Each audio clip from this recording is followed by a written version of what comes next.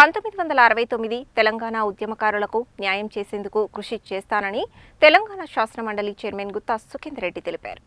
ఉద్యమకారుల విషయాన్ని ఇప్పటికే శాసనమండలిలో ప్రస్తావించడంతో పాటు ప్రభుత్వం దృష్టికి తీసుకువెళ్లిన విషయాన్ని గుర్తు చేశారు.